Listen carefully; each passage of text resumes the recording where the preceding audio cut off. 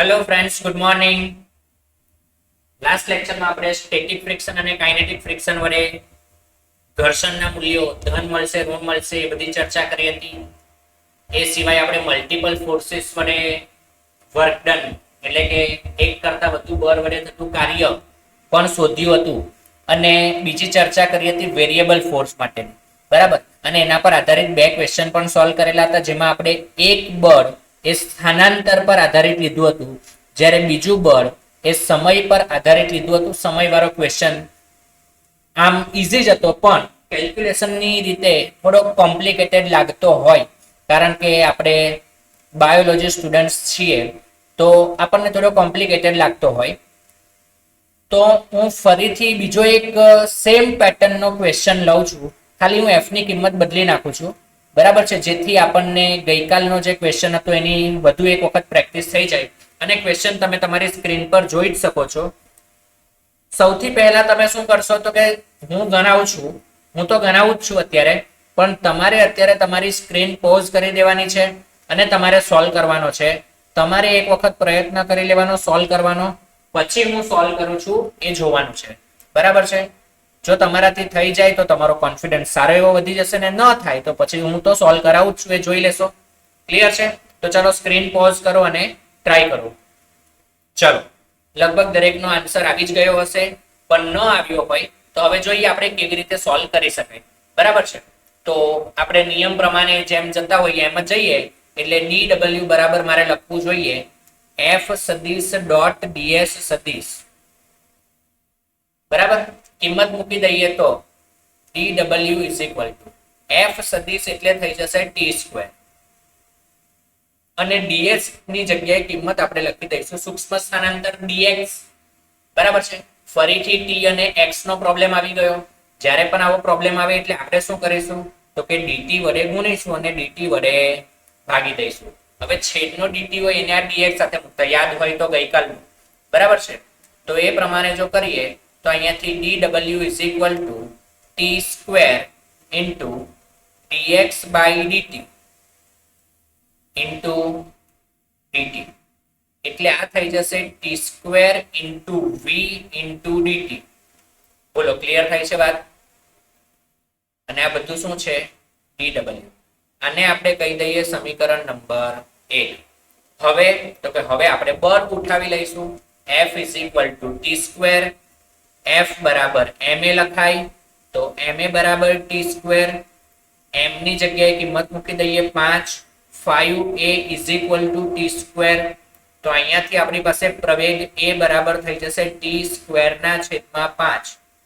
પ્રવેગ એટલે લખી શકાય મિત્રો dv by dt. dv by dt is equal to t square by 5. તો અહીંયાથી જો હું dv શોધી લઉં તો dv ઇઝ ઇક્વલ ટુ થઈ જશે આપણી પાસે t સ્ક્વેર ના છેદમાં 5 dt. બંને બાજુ સંકલન કરી દઈએ, બંને બાજુ સંકલન કરી દઈએ તો integration dv is equal two integration t square ના છેદમાં 5 dt, બરાબર છે. તો dv નું તો થઈ જશે v, 1 ના છેદમાં 5 પણ બહાર આવી જાય, અને t સ્ક્વેર નું સંકલન થઈ જશે t ક્યુબ બાય 3. એટલે કે અહીંયા આપણને મળી જશે વેગ બરાબર t ની 3 ઘાત છેદમાં 5 તરી 15. હવે v નું મૂલ્ય સમીકરણ નંબર 1 માં મૂકતા, સમીકરણ 1 શું છે ચાલો જોઈએ ઉપર. સમીકરણ 1 છે dw is equal to t square v dt. તો પહેલા લખી દઈએ dw is equal to t square v dt. હવે v ની કિંમત મૂકી દઈએ તો dw બરાબર થઈ જશે t સ્ક્વેર ઇન્ટુ t ની 3 ઘાત છેદમાં 15 ઇન્ટુ dt. તો dw બરાબર થઈ જશે t ની 5 ઘાત, 2 વત્તા 3 5 થઈ જાય ને, અને છેદમાં આવી જશે 15 dt. આ થઈ ગયું dw. હવે આમાં પણ આપણે સંકલન કરી દઈએ તો integration dw is equal two integration t raised to 5 divided by 15 into dt તો સંકલન dw બરાબર થઈ જશે w 1/15 12 આવી જાય અને t⁵ નું સંકલન થઈ જશે t⁶ અને લિમિટ આપણને કીધી હતી 0 થી લઈને 2 સેકન્ડ સમય સુધી આપણને પૂછેલું હતું. તો 0 થી 2 ની લિમિટ મુકાઈ ગઈ. હવે આપણે કિંમત અંદર મૂકી દઈએ તો 1/15 એ તો 12 જ આવશે. હવે અહીંયા લખાશે 2/6 માઇનસ 0/6 તો 1/15 2/6 એટલે મિત્રો લખાશે 64 તો અહીંયા આપણે 2 વડે ભાગી શકીશું. તો w થઈ જશે 2 વડે ભાગીએ એટલે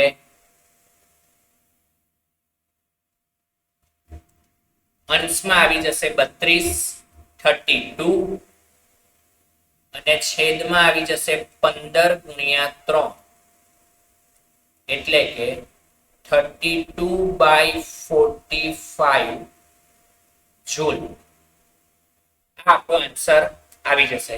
લગભગ દરેક વિદ્યાર્થી મિત્રોને સમજાય છે કે કેવી રીતે ક્વેશ્ચન સોલ્વ કરી શકાય. ક્લિયર છે દરેકને? હવે ઓરિજિનલી આપણે જે સૂત્ર જોયું ને મિત્રો એ હતું આપણું w = f સદિશ ડોટ s સદિશ એટલે કે બળ સદિશ ડોટ સ્થાનાંતર સદિશ. તો અહીંયા ડોટ પ્રોડક્ટ તો આવે જ છે. તો ડોટ પ્રોડક્ટ પર આધારિત ક્વેશ્ચન પણ આપણને કાર્યની અંદર પૂછી શકે. તો ચાલો હવે આપણે નવો કન્સેપ્ટ જોઈએ કે ડોટ પ્રોડક્ટ પર આધારિત ક્વેશ્ચન જ્યારે પૂછાતા હોય તો કેવી રીતે સોલ્વ કરી શકાય.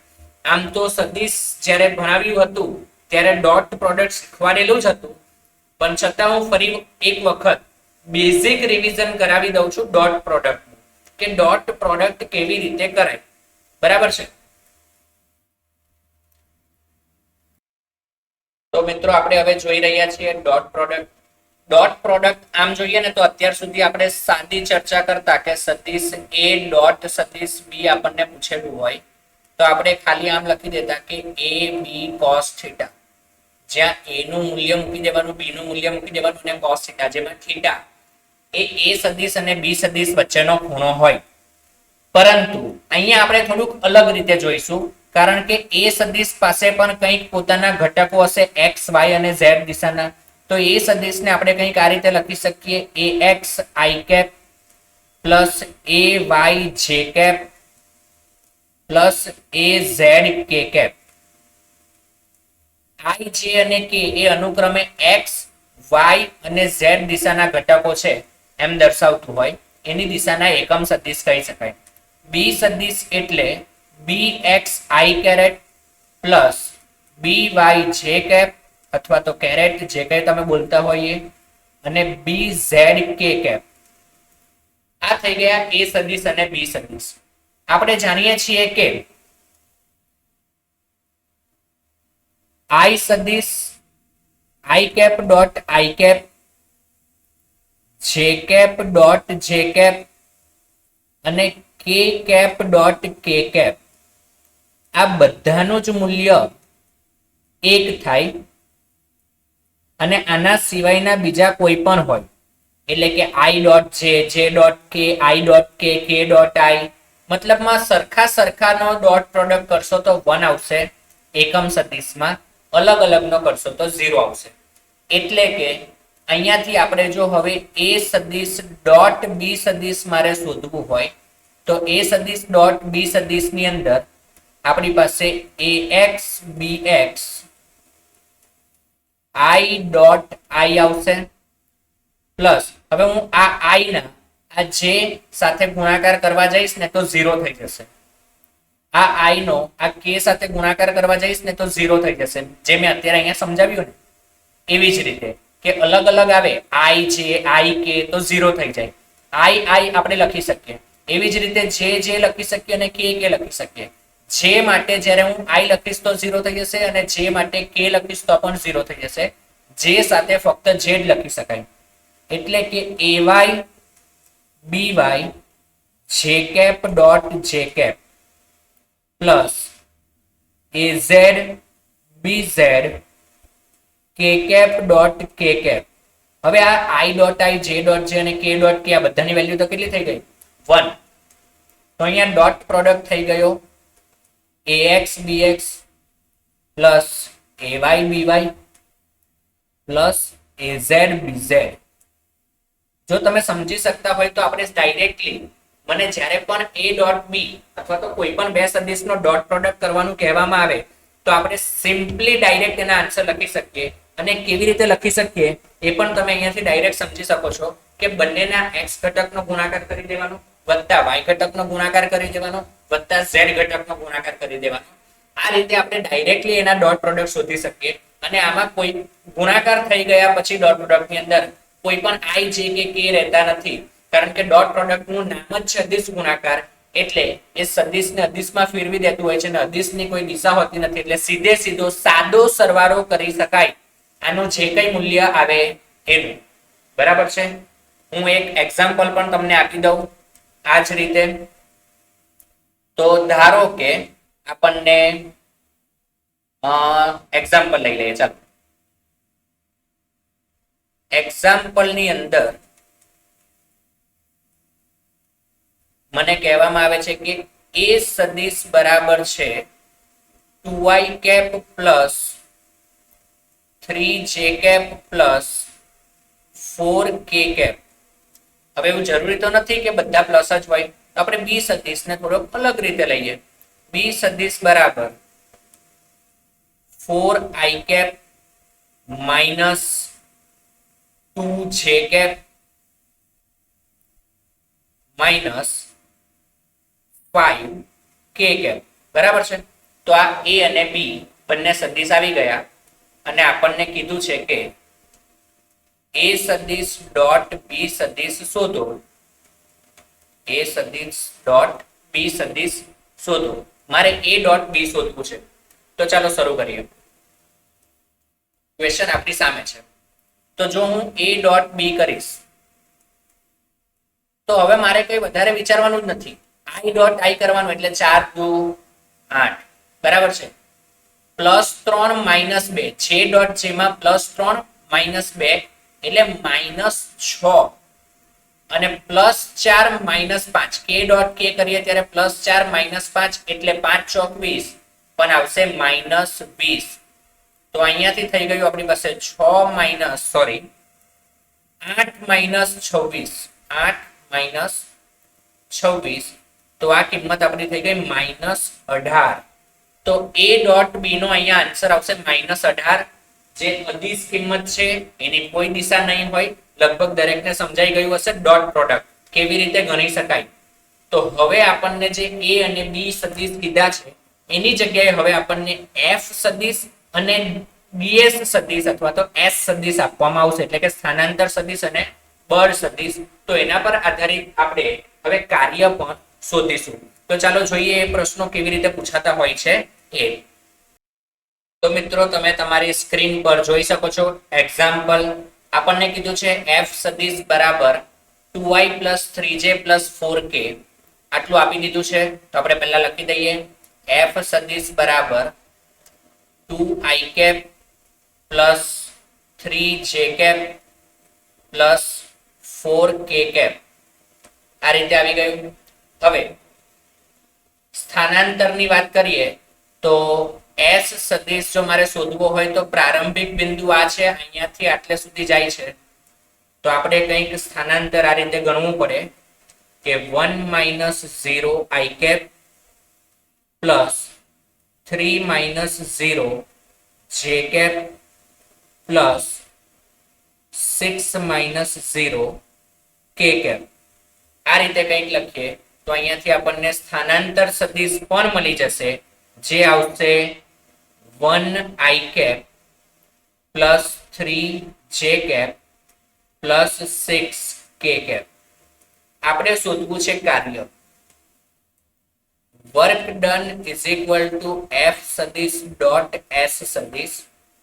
તો અહીંયાથી આપણે કિંમત મૂકી દઈએ તો f સદિશ એટલે થઈ જશે 2i cap plus 3j cap plus 4k cap dot 1i cap plus 3j cap plus 6k cap. આ થઈ ગયા બંને સદિશની કિંમતો. હવે આપણે ડોટ પ્રોડક્ટ કરીએ તો ફક્ત i ડોટ આય થશે એટલે 2 એકા 2 વત્તા પ્લસ 3 પ્લસ 3 જે ડોટ જે કરીએ તો 3 તરી 9 વત્તા k ડોટ k કરીએ એટલે 4 6 24 તો 6 અને 4 એટલે 24 તો 24 ને 2 26 26 અને 9 એટલે ટોટલ 35 આન્સર આવશે અને કાર્ય છે એટલે આપણે એકમ તરીકે લખીશું જૂલ. તો વર્ક ડન અહીંયા થઈ ગયું 35 જૂલ. ઈઝી ક્વેશ્ચન છે, તમે જોઈ શકો છો. ફક્ત તમને ડોટ પ્રોડક્ટ શોધતા આવડવું જોઈએ એટલે તમારો આન્સર આવી જાય. બોલો એકદમ ઈઝી છે કે નહીં? ચલો આગળ વાત કરીએ. હવે મિત્રો અત્યાર સુધી આપણે જે ચર્ચા કરી ને ડોટ પ્રોડક્ટ વાળી, એ ડોટ પ્રોડક્ટ ની અંદર પણ આપણને જ્યારે પરફેક્ટલી વેલ્યુ આપી દીધી હોય ત્યારે આપણે એ કન્સેપ્ટ યુઝ કરી શકીએ. પણ ધારો કે મને વેરિયેબલ ફોર્સ આપવામાં આવે, જેમ કે f સદિશ છે એની કોઈ પર્ટિક્યુલર કિંમત નથી આપતા, પણ મને કહેવામાં આવે છે, આપણે સામાન્ય સૂત્ર ચાલો પહેલા લખી નાખીએ. f બરાબર fx i cap plus fy j cap plus fz k cap આવું લખાય. બળનો x ઘટક, y ઘટક અને z ઘટક તથા સૂક્ષ્મ સ્થાનાંતર ds આપણે નોર્મલી આ લેતા હોઈએ. તો સૂક્ષ્મ સ્થાનાંતર, બોલો બળ 3 દિશામાં હોય તો સ્થાનાંતર પણ 3 દિશામાં પોસિબલ છે. હું એમ નથી કહેતો કે દર વખતે હશે જ, પણ શક્ય છે ખરું. તો ds સદિશ બરાબર dx i cap એટલે કે x દિશામાં સૂક્ષ્મ સ્થાનાંતર પ્લસ dy j cap એટલે કે y દિશામાં સૂક્ષ્મ સ્થાનાંતર પ્લસ dz k cap એટલે કે z દિશામાં સૂક્ષ્મ સ્થાનાંતર હોય તથા આ તો સૂક્ષ્મ સ્થાનાંતર છે. તો આપણે જવાનું છે x1, y1, z1 થી x1, y1, z1 થી x2, y2, z2 જતા થતું કાર્ય. આ બિંદુથી આ બિંદુ સુધી જવા માટે થતું કાર્ય. તો આપણને નોર્મલી જે આવડે છે એ પ્રમાણે જ લખતા જઈએ. તો dw is equal to f સદિશ ડોટ ds સદિશ લખાય. બરાબર છે. તો અહીંયાથી આપણે કિંમતો મૂકી દઈએ. તો કિંમતો મૂકી દઈએ તો f સદિશ એટલે થઈ જશે fx i cap plus fy j cap plus fz k cap dot dx i cap plus dy j cap plus dz k cap i dot i j dot j અને k ડોટ k કરીએ એટલે અહીંયા આવી જશે fx dx plus fy dy plus fz dz. આ થઈ ગયું આપણી પાસે ઇક્વેશન. હવે મિત્રો મારે આને છે ને સંકલન પણ કરવું પડે. તો પર્ટિક્યુલર બધાનું અલગ અલગ સંકલન લખવું જોઈએ. બરાબર છે. આ રીતે આખાને પદ આવી ગયું. હવે જો હું અહીંયાથી w કહી દઉં તો આ w ખરેખર શું હશે? તો કે ઇન્ટિગ્રેશન dw હશે. તો અહીંયાથી જો આપણે સંકલન આપી દઈએ તો integration fx dx plus integration fy dy plus integration fz dz. હવે x માં ક્યાંથી ક્યાં જવું છે? તો કે x માં x1 થી x2 જવું છે એટલે લિમિટ આવી જશે પ્રારંભિક બિંદુ x1 અંતિમ બિંદુ x2, y માં પ્રારંભિક y1 અંતિમ y2, z માં પ્રારંભિક z1 અંતિમ z2. તો આ થઈ ગયું આપણું સામાન્ય સમીકરણ. બરાબર છે. આ આપણે કોમન ફોર્મ્યુલા બનાવી લીધી. આ રીતે સામાન્ય રીતે ગણતરી કરવામાં આવતી હોય છે. લગભગ દરેકને સમજાયું હશે. મેઇનલી આપણે ક્વેશ્ચન પર જ ફોકસ કરીશું. આ મેં એક તમને થિયોરિટિકલ રીતે થોડી સમજ આપી કે જો આપણને વેરિયેબલ આપેલું હોય અને મારે ડોટ પ્રોડક્ટ થી સોલ્વ કરવું હોય તો કંઈક આ રીતે સોલ્વ કરી શકાય. લગભગ દરેકને સમજાઈ ગયું હશે. ક્વેશ્ચન જોઈએ એટલે વધારે આઈડિયા આવશે. તો ચાલો જોઈએ ક્વેશ્ચન મિત્રો. તો મિત્રો તમારી સ્ક્રીન પર તમે ક્વેશ્ચન જોઈ શકો છો. f સદિશ બરાબર xi પ્લસ yj તથા 0 0 થી આપણે જવાનું છે 1,1 પર. તો પહેલા તો બધી વેલ્યુ લખી દઈએ. f સદિશ બરાબર xi cap plus yj cap લખી શકાય. સ્થાનાંતર સદિશ મારે જો જોઈતો હોય તો s બરાબર લખાશે 1 minus 0 i cap plus 1 minus 0 j cap. કારણ કે અંતિમ સ્થાન માઇનસ પ્રારંભિક સ્થાન કરવાનું હોય તો અંતિમનો x માઇનસ પ્રારંભિકનો x, અંતિમનો y માઇનસ પ્રારંભિકનો y, એ રીતે આપણે ગણીશું. તો અહીંયાથી આપણને 1 i cap plus 1 j cap આ રીતે મળી જાય. અચ્છા સોરી, ભૂલ થઈ ગઈ છે. અહીંયા વેરિયેબલ ફોર્સ છે એટલે આપણે ડાયરેક્ટ સ્થાનાંતર લઈ શકીશું નહીં. હમણાં જે આપણે પેટર્ન જોઈને એ રીતે મારે ગણવું પડશે. ds સદિશ બરાબર અહીંયા થઈ જશે dx i cap plus dy j cap. તમારી પણ આ ભૂલ ન થાય એનું ખાસ ધ્યાન રાખવું. તો અહીંયાથી આપણી પાસે સૂક્ષ્મ કાર્ય પહેલા dw બરાબર થઈ જશે f સદિશ ડોટ ds સદિશ. તો f સદિશની કિંમત છે x i cap plus y j cap અને ડોટ કરીને dx i cap plus dy j cap. આ થઈ ગયું આપણું dw. જો કાર્ય શોધવું હોય તો w is equal two integration i dot i કરીએ એટલે x dx plus j dot j કરીએ એટલે y dy.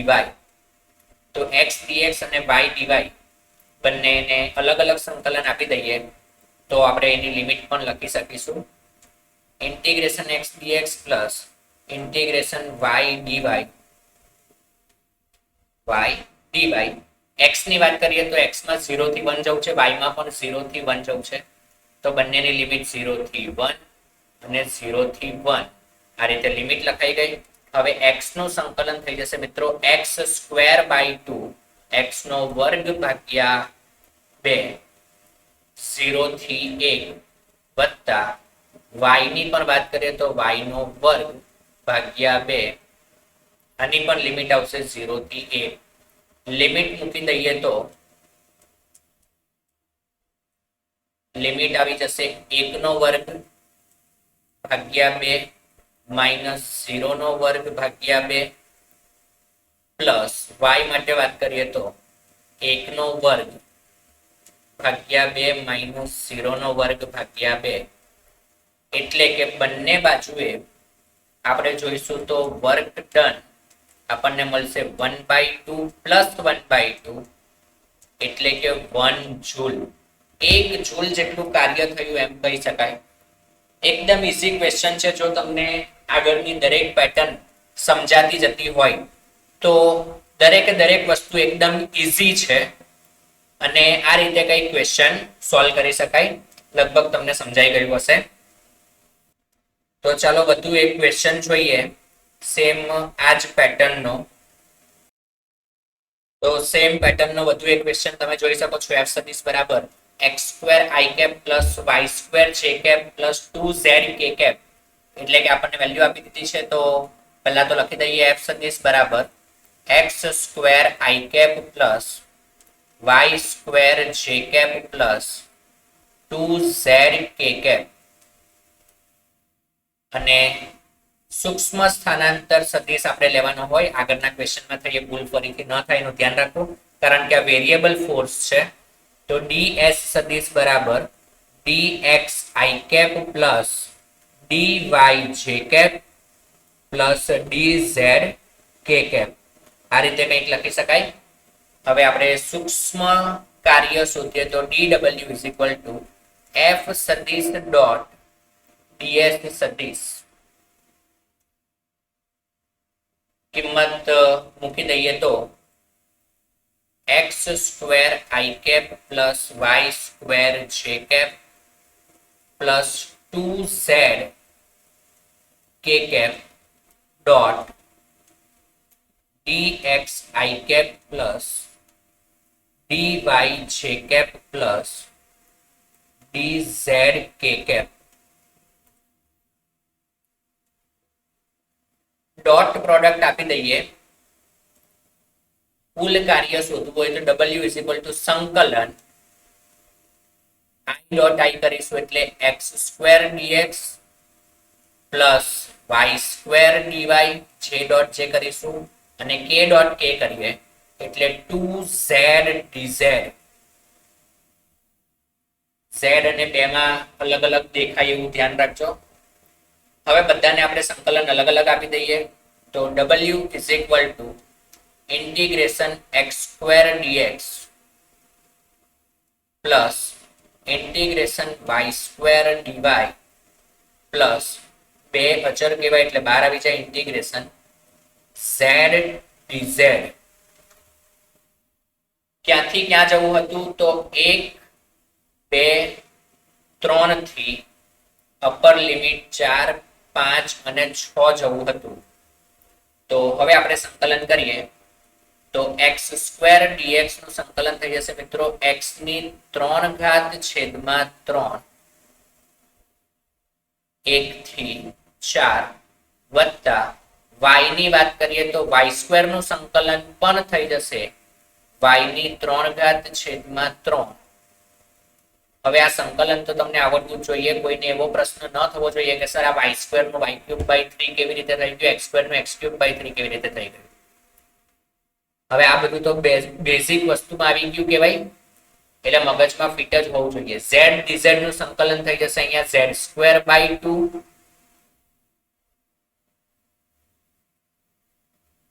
3 થી 6 લિમિટ મૂકી દઈએ તો અહીંયા થઈ જશે 4 નો ઘન છેદમાં 3 માઇનસ 1 નો ઘન છેદમાં 3 વત્તા y ની લિમિટ મૂકી દઈએ તો 5 નો ઘન છેદમાં 3 માઇનસ 2 નો ઘન છેદમાં 3 વત્તા 2 6 નો વર્ગ છેદમાં 2 માઇનસ 3 નો વર્ગ છેદમાં 2. મિત્રો આ 2 તમે ખરેખર અહીંયાથી જ 2 ઉડાડી શકો છો પણ હું આખામાં ગણતરીની પેટર્ન એક સરખી રહે એટલે થોડું લાંબુ ગણું છું. તમે એને ટૂંકું કરી શકો છો આ 2 અને 2 અહીંયા કેન્સલ કરીને. બરાબર છે, તમારી ઉપર છે. ગણતરી તમે ઈચ્છો એટલી નાની કરી શકો. 2 સ્ટેપમાં પણ તમારી કેપેબિલિટી હોય સમજવાની તો તમે આન્સર લાવી શકો. મારે અત્યારે બધા જ વિદ્યાર્થીઓને ધ્યાનમાં રાખીને કેલ્ક્યુલેશન કરવાની હોય કારણ કે આપણે એમ પણ બાયોલોજી બેચ છે. બરાબર છે, મેથ્સ વાળા હોય તો હું આ બધી ગણતરી ન કરું પણ બાયોલોજી ગ્રુપ માટે આપણે થોડુંક બેઝિક વિચારીને હું બધા જ સ્ટેપ લખું છું. તો તમે જો ફાસ્ટ ગણતરી કરી શકતા હોય તો તમે એ રીતે કરી શકો છો. તો 4 નો ઘન એટલે 64 માઇનસ 1 નો ઘન એટલે 1 અને છેદમાં આવી જશે 3